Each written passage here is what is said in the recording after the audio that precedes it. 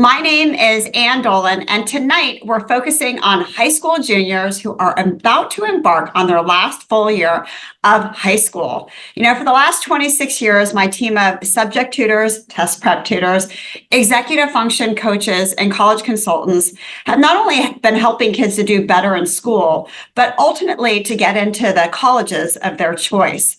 Now, at this point of the year, your child has worked really hard in high school and they've compiled a list of activities, but now it's time to strategically think about everything they've done at this point and apply to college.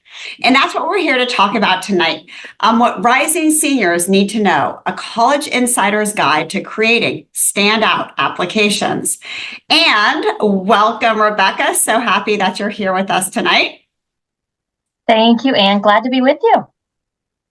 And Rebecca is our insider. She's a college consultant here with us at Educational Connections.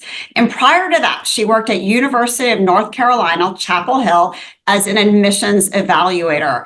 And what I love about Rebecca is that she sees what applications look like from the admissions side of the table. And she understands how kids can stand out amongst all the others. Rebecca has a BA in education and a master's in psychology, also from UNC-Chapel Hill. And probably just as important as everything else, maybe more importantly, is that you are the parent of a senior Rebecca who's going to be going off to college in the fall. We were just talking about that. I say that's my greatest claim to fame. That's awesome. Well, it's, really great to have somebody that can share their knowledge from an admissions point of view, but I think also understand the stress all of us feel as parents having gone through this and going through this. All right. So let's start out with the trends that we're seeing in college admissions across the country. Tell us a little bit about what's going on right now. Thanks, Anne. I appreciate the opportunity to join with you and talk to all of you this evening. So in terms of the trends we're seeing in college admission, I think, it's all over the news. It's certainly a hot topic out there. We know that the landscape is ever changing. And so what does that mean? What is happening in this world? By and large, application volume is up. Students are applying to more and more schools, so each individual school is receiving more applications. Students are applying to more schools, so lots of different applications on each individual basis. More and more schools are also moving away from being test optional. That really was a thing that was born out of COVID, and as we've moved further away from that, we're seeing more schools to go back to being requiring a test, or at least preferring to have a test score submitted. There are other considerations for test scores as well. But that means more students are submitting test scores again also. So on that point, Rebecca, you mentioned the rise in applications across the country. Let's look a little bit at these stats and tell us what's happening at some of the schools in our area throughout the Mid-Atlantic and the eastern part of the country. For sure. So this certainly illustrates that point. You can see application volume has tremendously increased just over the past couple of years. It seems to be increasing year over year. So just a couple to point out that I think would certainly be familiar to many of you on the call. James Madison JMU, from fall 23, they received 35,750 applications, which was an increase of 52% just since the year 2020. Another call out, look there at the University of Maryland, 59,000, almost 60,000 applications, an increase of 84% over the past, 3 to 4 years, 3 years of admission cycles. So dramatic increase, which certainly changes the landscape and makes things much more competitive. It really does. And that kind of brings me to the story of Tennessee, because Tennessee is a school that, a lot of students apply to. And for some students, it used to be on their list as a likely school, but it's really not that case. That's not the case anymore. What's happening at Tennessee? So this is hot off the press. This is from this year's current admissions season. So for current seniors that are applying to college to enter in this fall, I think this was super interesting. Early action updates, which we'll talk a little bit more, hopefully touch on what early action means. But basically, in the early round of applications, you can see these data points from the University of Tennessee that they shared. Application volume is certainly illustrated here. You see They've highlighted 28% increase overall, and of out-of-state applications, almost a 31% increase just in the sheer number of applications they received. Interesting, a couple of other things to note. They pointed out the average out-of-state GPA, which obviously most of you are from Virginia. You would certainly be an out-of-state student. So the average GPA there was a 4.14 to a 4.5. They do recalculate. University of Tennessee recalculates the GPA. That's not the case across the board, but they happen to be one of those schools that does that. So they base it obviously on final grades in their core academic courses. So that's what that GPA represents there.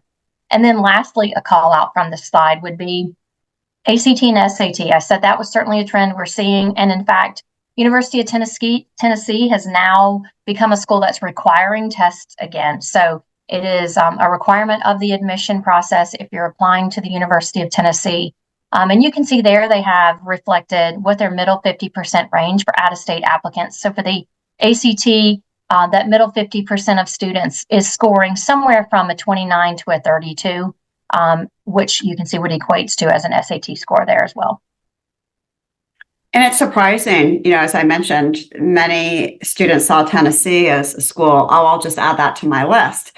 But it really speaks to how competitive it's become, especially for out-of-state students.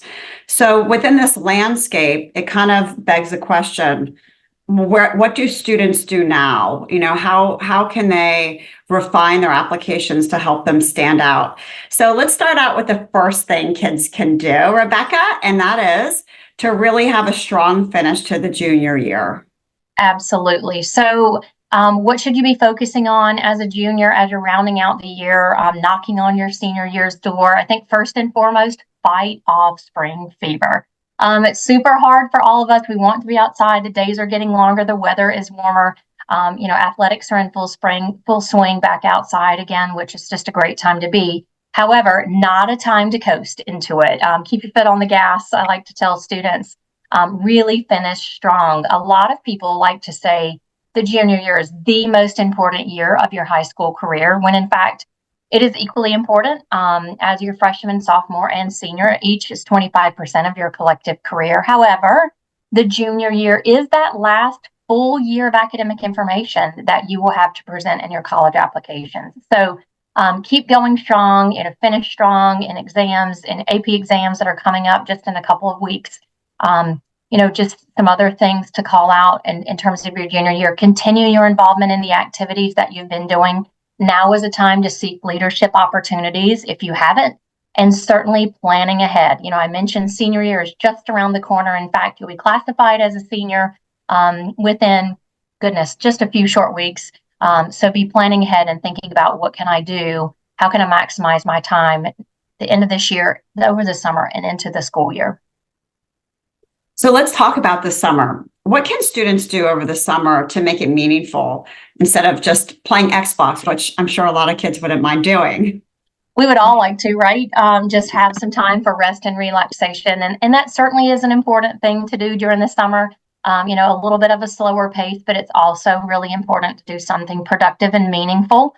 That is something that you want to highlight in your applications, your involvement, your activities. And so colleges like to see, how are you spending your time? What do you do with your time during the summer? So it's a great time to have a part-time job. Colleges really value part-time work. It represents, teamwork, time management, responsibility. Maybe it's some volunteerism that you want to get involved in or continued things that you're doing. It's a perfect time for an internship. So you want to certainly be productive and meaningful, as well as having some fun along the way. And it's also a time to start to think about your college applications. Create that Common App account, start to think about your essays, what you want to write, what you want to represent in your application, and be looking ahead. As much work as you can do, you'll thank yourself later going into your senior year when you hit the ground running and it gets so busy. And Rebecca, I know this time of year you're helping students decide what they're going to do with their summer. Yes. I was recently on a panel, or I was listening in on a panel of admissions officers from Boston College, Colorado, University of Florida, University of Tampa, and they all talked about the importance of work and how they like to see part-time jobs on kids' applications. Is that something that you work on with kids, looking at, whether they're going to have a part-time job or continue, in some way with what they love to do, maybe have a job shadow? How do you help students decide how to spend their summers? For sure. So it's a conversation really to be had early in the spring. January, February, even is not too early to be having these conversations in your junior year, to be planning ahead. Lots of summer programs that have applications, that's when they are open, and those deadlines happen. So it is certainly, it might seem early when you're in the thick of the winter, but it is important to be thinking ahead of what you want to do and finding what those opportunities are. There's so many things that are out there. A lot of them used to be virtual. Many have gone back to being in person. So thinking, tying in what you're interested in. I have students say, well, do I need to get a job that's related to what I think I want to study? You certainly can, but you don't have to. Working in a Target or a coffee shop could be equally as valuable. But also, if you have the opportunity to engage in a summer program or an internship that might be related to what you're interested in, can be very, very beneficial to you as well. All right, let's switch gears and talk a little bit about college visits. Tell us what is important about visiting colleges and how demonstrated interest is involved in visits. That's another thing that is, it's important to be thinking about and doing now and, into the summer. I mentioned how busy senior year gets when you hit the ground running. So doing as much as you can ahead of time, I think, will make for more strategic and less stressful process. A lot of colleges and universities will have programming in the spring and again in the fall that are geared specifically towards current high school juniors. So looking at those schools that you might be interested in, registering for those events, attending those events, whether or not it is specifically for high school juniors, just able to go to campus and walk around, certainly checking in with the admission office. They really prefer if you are registered for an event and you go through them to do that. And, there's some benefit to you. It gets you in their system. And you mentioned demonstrated interest. And so there are some schools that really want to know that you're interested in them. So you want to demonstrate, show them the love, show them the ways that you're interested in, whether it's, responding to emails that they send out, participating in webinars that they might be offering like you're doing tonight, or also, being on campus and doing things that are a part of their admission office. And so they keep track of all that information. It certainly is a nod to them that I'm really interested. They want to know who might be interested in attending. They want to admit students that will actually enroll. So this is certainly a way of showing them that. All right. So another thing that students can be thinking of now is the refinement of their list. And it's common for kids to come, parents call our office every day for help with college admission, and they'll ask about our services. We'll talk to them about what's going on. And sometimes they'll share their students list, which is very, very top heavy, meaning they have a lot of reaches. Can you talk a little bit about why having a balanced list is important and the trends that you're seeing in list development? Sure. You are right. Oftentimes beginning in the process, students do start with a really top heavy list. And by that, we mean schools that are predominantly reaches. And when we say reach, they could be, highly competitive schools that are hard to get into for anyone, or maybe it's for that particular student.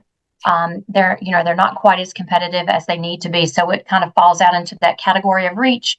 So I like to think of them kind of as reach schools, target schools, right in the middle. And then those likely schools where you're confident you would be admitted to. Of course, nothing is guaranteed, but certainly, things to think about. Looking at your data points relative to the information that colleges share about, just as we did with the University of Tennessee, the type of students that they're accepting, and how do you fit within that? And so that's how you categorize lists. Of course, you want schools on your list that you're actually interested in pursuing, that you could see yourself at. Would you be admitted? But it shouldn't be, just big flagship schools that everybody knows. It needs to be a range of schools. There's lots of different ways, lots of questions, and lots of different things that we can get at figuring out what those priorities are to you. Where is it located? Is it public? Is it private? Is it large? Is it small? What is important to you and how does it fit? And so those are the kinds of things that conversations I have with students and helping them figure out what that list is going to look like. Rebecca, it's pretty common for kids to put in their likely category schools that they just kind of think might be okay, and they kind of slap them down just to have something there, but they don't love them. But I know you don't believe in doing that. You really want kids to really be able to see themselves at every school they have on their list. You were recently telling me about a student that you really, really encouraged to develop that likely category a little bit more, and then it served him well. Tell us about that. For sure. So, you are right, Anne. I'm a big believer in schools that you actually could see yourself at and you would be interested in attending, not just putting schools on your list to be able to say, hey, I was accepted here. Or, I will get accepted, but I really have no interest in ever attending there. So I worked with a student about a year ago. Top choice was NC State, and which was great. Some family history there, had a sibling that was currently attending. So and his mind was like, great, this is where I'm going. I can see myself there. It's where I want to be. And I certainly would support that. However, it is important to have those conversations of, okay, if not this, we always need a backup plan. What's the plan B? And so, and looking at other schools on the list that might be similar or, fit some of those same criteria, we kind of rounded out that list. And one of the options on the list was East Carolina, ECU.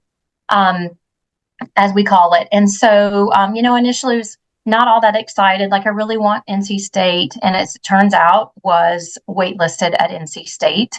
I always say students don't hold out on a wait list. It may or may not come to fruition. So we always need to figure out what your plan B would be. And so lo and behold, this student ended up at ECU. And I have to tell you, has had the best year, finishing up this week. Joined a fraternity, different clubs and organizations, got involved around campus, and is returning to ECU next year. Went into it with this, I'll go to ECU for a year and then I'll just transfer. Has apartment secured for next year. So really jumped all in, which is certainly what I encourage students to do. Wherever you go, wherever you land, make the most of it. Maximize your opportunities. If you're only giving it half, you're only going to get half, right? So he went into it with a positive attitude and outlook, which is always the best way. And it's turned out to be such a great place and a good fit, and where he plans to continue to be. So I see that happen more often than not with students that, really have their heart set on something and maybe it doesn't work out for them. And so, always have a good backup in place. Yeah, great point. All right, so let's talk a little bit about the Common App. The essay is the one thing that's unique about the student, especially when many kids have similar GPAs, but nobody can write your story. Tell us a little bit about the prompts and what students need to know about the essay. Yeah. So we've talked about, some of the other things that you should be doing, visiting schools, activities and how important they are. You can imagine, and from student to student on paper, students tend to look very similar, right? They've often taken similar courses, they've earned similar grades, they may even have a similar GPA. So how do you stand out? How do I get the the attention of an admission evaluator? I like to think of this essay as the voice of your application. It really is kind of your chance to speak, if you will, to the evaluator, to tell them something, that really is going to grab their attention, that they think about as they're reviewing other parts of your application. It is not your standard English class essay. It has much more feeling in it than that. It can be challenging and daunting, I should say, initially when students are starting out. It requires a lot of self-reflection, brainstorming, drafting, editing, revising, polishing, refining, all of the things, which are, things that I do in working with students, helping them kind of see that through. But it is the student's voice, and it can be a really powerful piece to accentuate your application. And it's interesting because it used to be that admissions officers would be the first set of eyes on an essay, but at many large schools, especially the ones that are getting thousands and thousands of applications, they use a software to screen the essays initially. How does that work? Yeah, so, much like the world is changing, the evaluative process is changing somewhat too. And again, so much of this can vary from school to school. There is some standardized process to all of it, but there's also nuance to how each individual school chooses to run their process. But yes, there is, much like students are using AI to do different things, which is a topic for another day. But certainly essays are often pre-screened in this manner too. And so That is not to say that the admission evaluator does not read it. They do. It is a part of your application. It does come across their desk. But oftentimes they may be kind of pre-screened and given a generic score, kind of on the quality of the essay. It looks at things like word usage, grammar, sentence structure. And then the content is really what is speaking. Obviously, you will put forward a well-written and polished essay, we hope. And then the content is really what's going to speak to the evaluator. But when they're evaluating an application, they may have a score that's kind of attached to that essay preliminarily, and then they read it, kind of have a reaction and dig a little deeper into it as they're going through your application. Thanks for that, Rebecca. So we talked about school visits this summer. We talked about essays, of course. Also important are extracurriculars. What is the role of extracurriculars when students are completing their Common App?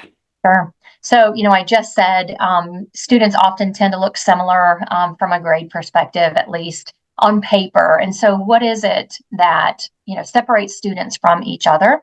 The essay being one of them. And then, of course, your extracurriculars activities, kind of going back to how you're using your summer, can be so powerful and important.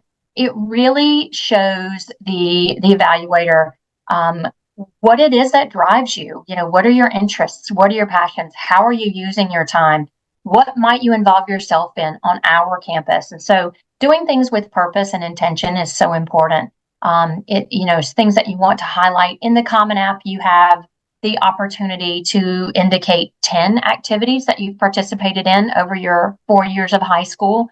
Leadership is super important. So hopefully you've engaged and involved yourself in things that you've continued to do and might grow into a leadership role in some of those activities. But it is certainly a way to distinguish yourself. It doesn't mean you have to do everything, but doing things with purpose and intention. So it sounds like it's more about depth than breadth these days. Absolutely. So it used to be kind of back in the day, at least when I was applying to college, you had to spread yourself thin and do all of the things. And that really isn't the case anymore. It is, finding those passions, really digging deep into those things that you're doing. And again, like I said, you will be able to highlight 10 of these things that you've been doing. So you don't have to do everything that comes your way, but doing things with intention and purpose is really what's important. Is that what you often help kids with on their application, like really picking the 8 or 10 things that represent them best? For sure. I met with a student just earlier today, as a matter of fact, who had a long list of activities. She probably had a more developed list than some students might. She'd been keeping track, which was awesome, of the things that she's been doing. And so she was like, well, how do I pick 10? And so, we'll sit down and look through what those activities are, what's most important to you, what resonates with other parts of her application. Sometimes you can kind of fold them, together and put a couple into one. But certainly we want to highlight the things that really have been, most meaningful and impactful to you and really speak to who you are as an applicant. Okay, so another thing to consider is the actual transcript. And often kids haven't seen their transcript before. Why is requesting one important, and what do you do with this information? Yeah. So you're right. This isn't something that's readily shared with students like report cards are. And so I think it's really important, particularly in your junior year when you're sitting down, hopefully having that college planning meeting or conversation, whether you're working with someone at your school or someone like myself, but having your hands on that, it really is kind of that one overall snapshot. It is looking at all of the courses that you have taken over the course of your high school career, your final grades that you've earned in them. They don't see report card grades. They only are looking at final grades over the year. And it also indicates what your GPA is, your cumulative GPA. So they can see, the strength of your schedule. They're getting some framework for the rigor. Have you challenged yourself relative to what your school offers? And I think that's something that's really important. They can only evaluate you based on where you are. And what my transcript and looks like is different from yours if we're at two different places. And so the school profile is something that goes along with your college application. That's kind of the roadmap for your particular school, where they can see the courses that are offered. So that's kind of how they gauge what has the student taken relative to what their opportunities were, and get a sense of kind of where you fall out in the mix of students within that school. Rebecca, you mentioned that many students are very qualified. They've worked hard. They have good grades. If they're attending competitive schools, competitive high schools, how, many parents ask, do colleges have quotas? Do they see at, say, Oakton High School, we're only going to take 25 kids, or how does that work? That's a common misconception. They can only take a certain number of students when they don't have, set numbers that they take. There's so many different ways that they are shaping a class. And so they will evaluate, they read and evaluate every application that they receive from every student at every or any school. But as I said, they'll look at ways that students have distinguished themselves. So your GPA, let's say we went to the same high school, we might have a very similar GPA, but we are not the same student just because we've taken the same classes maybe and earned the same GPA. It's your essay, it's teacher recommendations, it is, the activities that you've involved yourself in that really distinguish student from student. So those are important things, that again, they're looking at what your school offered, what did you do within your school, and that certainly varies from student to student. So no two students are alike. UVA is one that says we don't have quotas. We don't, admit students in that way. So, as hard as that is to let go of and believe, it really is the nuance to their process. Each school always have what's called institutional priorities and things that they are looking for from year to year. We don't usually know what those things are, but they do. And, they have those ideas in mind when they're evaluating students' applications. I know when you were at Chapel Hill reading out-of-state applications and also at Meredith College, you were able to see each student's school profile. What does that look like? And what does that tell an admissions evaluator? Yeah, so a school profile is it's a public document, so you should be able to go on your school's website, kind of within your get counseling services realm of that, and look at what the school profile looks like. It is not, it changes, they update it from year to year, but it lists the courses that they offer. It lists clubs and organizations that are offered. It often will give kind of an average GPA for students at that school, maybe average test score range for students at that particular school. So again, it helps them to gauge where you fall out kind of within the context of that particular high school. It is school specific. So, I like to think of it as the roadmap. It really gives them kind of a one-page overview so that they can understand the context from which you're coming. All right, let's switch gears, Rebecca, and talk a little bit about testing. This has changed a lot, especially in the last year. Where are we with testing? So for sure, I mentioned in the beginning, one of the trends that we're seeing, a lot of schools are no longer test optional. And so that means they're requiring you to submit a test score, which is really important for you to be thinking of, in advance.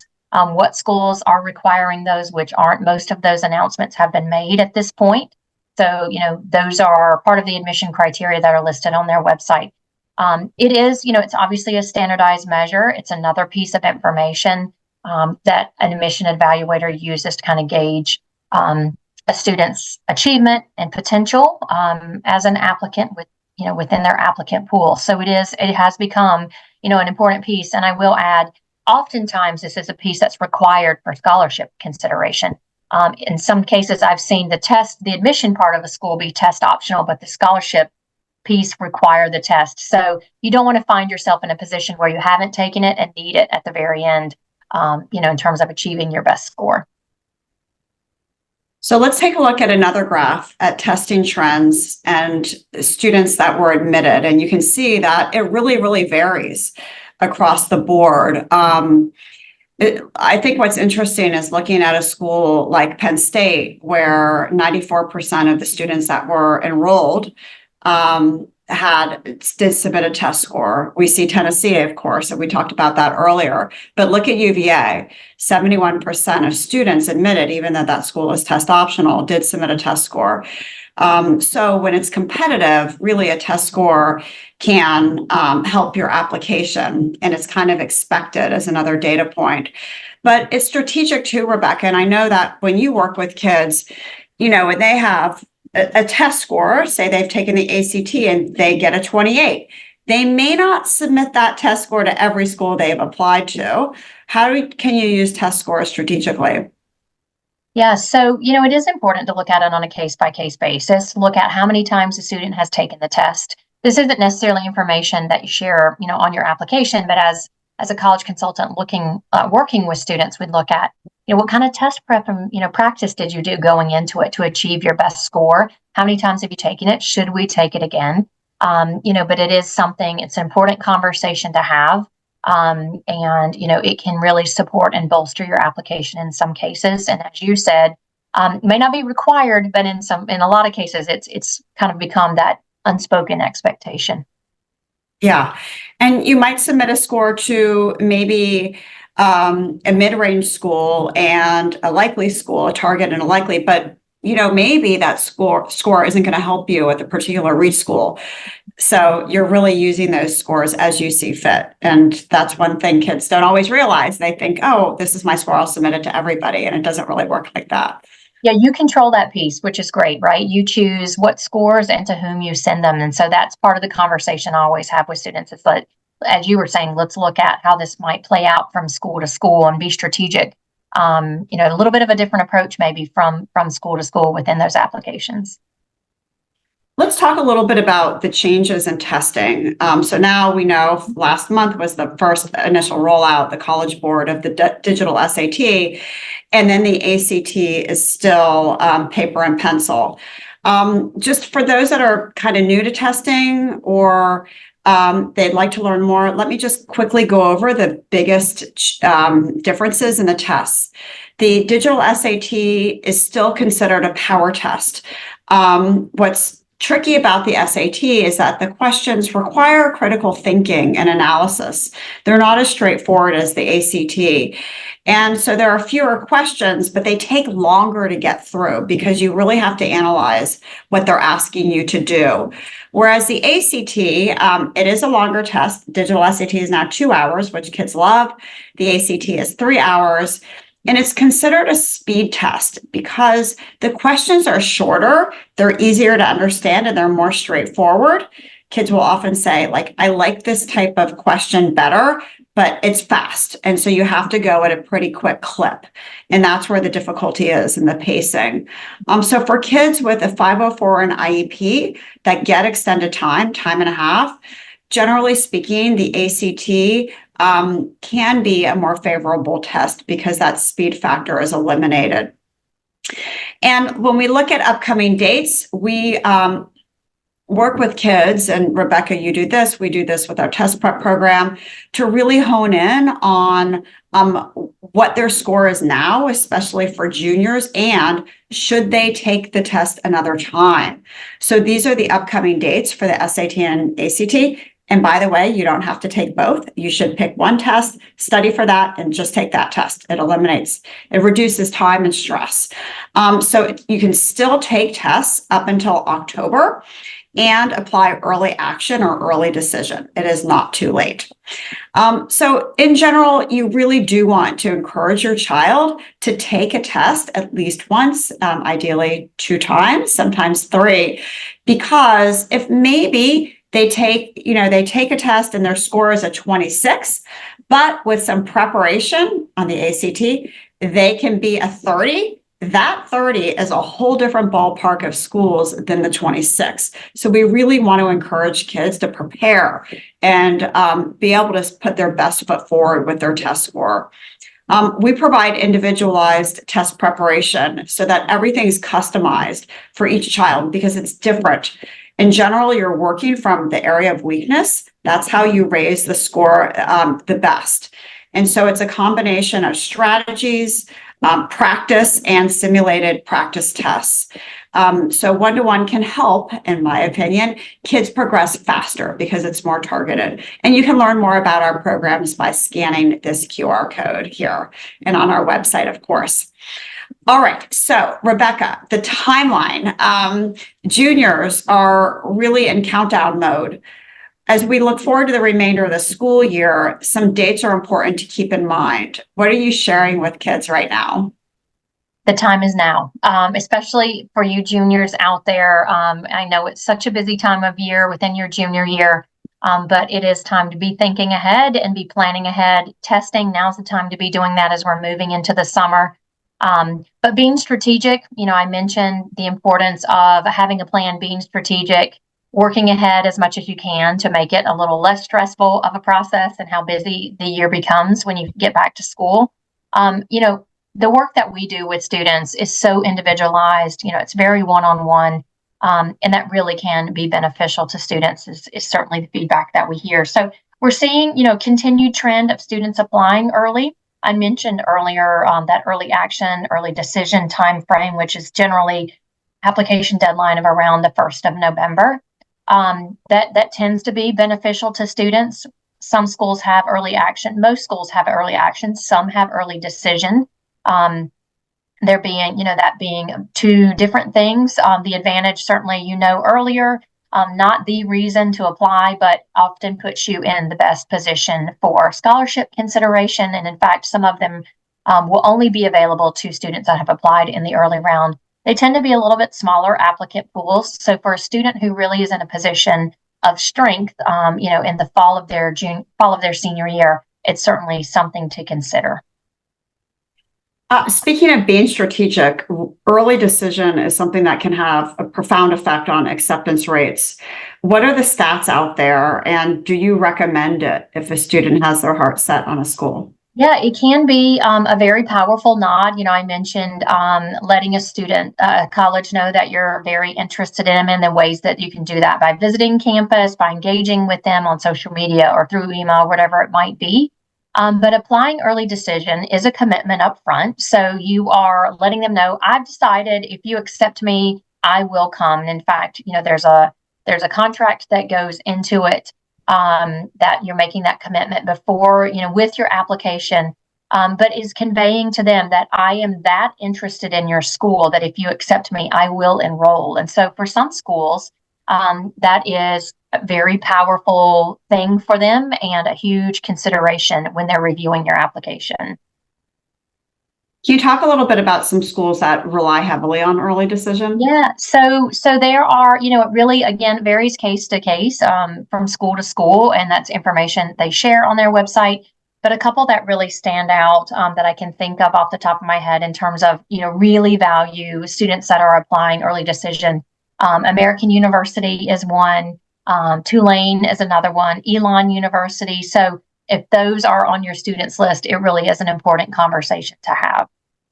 Yeah, it can sometimes double your chances of getting in by early decision. Right. Thank you for that, Rebecca. And thank you, by the way, so much for being my guest. We're going to get to Q&A in just a second, but you've been fabulous, Rebecca. So thank you for everything you do for your kids day in and day out. And I wanted to share with everybody a little bit about our programs. We are here for you to help your child find really that right fit college. And we have one-to-one consulting programs for kids that are rising 9th graders and 10th graders, rising juniors, and of course, all of you out there of juniors now for rising 12th graders. And the next step is to schedule a call. And this is a strategy call with Aaron or Jennifer. They're our college coordinators, and they can talk to you a little bit about what's happening with your child, put some strategy around where they are, and help you to decide on next steps. And we're happy to make that journey with you. We'll just kind of dig deeper into your child's background, history, and their goals. So you can take out your phone and scan this QR code, which can bring you to our calendar. All right, so Rebecca, let's go to the questions and see what parents are asking us. Sure. All right, so somebody asked, are colleges using AI to really check for grammar? How in depth is that software used to give the essay a score before a human sees it? Yeah, so I see that question there. Chat GPT is mentioned and how that comes into play with the college essay. And I think, by and large, this has been a huge conversation in the college admission world. We know it's out there. We know it exists. We know students are using it. So it's not that they are necessarily trying to, sleuth and see If it's been written in that manner, I'm not sure how they would go about figuring that out. But to be honest, they don't have the time to really do that kind of detective work. They are taking students at face value. There's lots of information that you're committing to. This is my work, when you submit your application. So the pre-screen that's being done is more along the lines of, as I said, grammar, sentence structure, word use, kind of the quality of the writing, somewhat based on content, based, how sentences are varied and things like that. So that's more of what the pre-screen is. And then, of course, the evaluator is reading it. They're coming into it with an idea of how it's scored, but they're certainly reading it for a reaction, and also, for more information to give some depth to your application.